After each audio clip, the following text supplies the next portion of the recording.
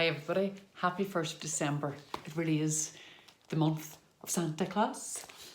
What I want to do this month is every day I'm going to read a chapter from this beautiful book. It's simply called Santa Claus, the Book of Secrets. This is the story of Santa and everything he does in his own words.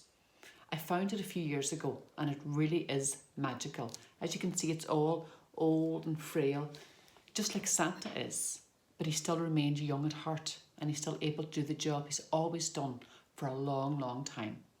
So today we're going to read the chapter on history.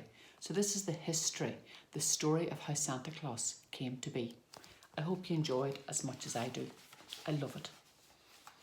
Many centuries ago, I was known to people simply as Nicholas or Nicholas, depending on which country you were born.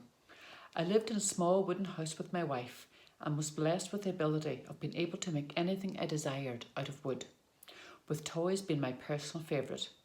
Only the wealthier people could afford to spend money on luxuries such as toys, and so I had to make all sorts of different things. Having seen the joy that my toys brought to the children of those who were lucky enough to be able to afford them, I could not bear to think that the majority of children in my village were going without. As such, throughout the year, I would make wooden toys and my wife would sew dolls whenever we had a spare evening. On the eve of Christmas, I would ride through the village in my sleigh and deliver these toys to all of the children, even those whose families could not afford to buy their own. I did this for many years, until my beard grew white and the twilight of my life began to descend. History has at times got me confused with many great people around the world, such as the famous Bishop of Lycia, now in Turkey, St. Nicholas. I'm afraid this is not so. I am still, and have always been, just a humble toy maker. In a time when humans were living the early chapters of their story on Earth, and for thousands of years before that, magic was as commonplace and as accepted as the wind and rain, and many magical races shared the planet. At first, humans were just another race of creature who called Earth their home, and they were able to accept their magical neighbours, despite not always seeing eye to eye. This is well documented in the old tales and myths, still told in many countries today. As a human population grew and villages began to move to new lands in search of a better life, confusion and distrust seemed to spread along with them, leading to many of the ancient beings having to go into hiding. Now, whilst their numbers have decreased radically, I can certainly state with confidence that these magical people still exist. Why am I so sure? Well, let me tell you.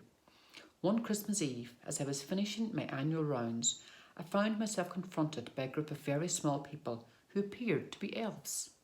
They greeted me politely and went on to tell me of how they had sensed the early signs of the downfall of man, and realising that the fate of both elf and humans were entwined together, knew that something must change. The High Council of Elven Elders had foretold that it must be one of humanity's own who brought hope and salvation. Needless to say, my wife and I were astonished by what was happening, and in our state of shock, seemed able to do nothing other than simply follow these wondrous little people. The snowstorm through which we found ourselves travelling for hours suddenly cleared, as quickly as it had arrived, and before us lay a mysterious village. Here I was told that I had been chosen to continue the work I had already begun, and that I would deliver gifts to the children of the entire world. Santa Claus was born.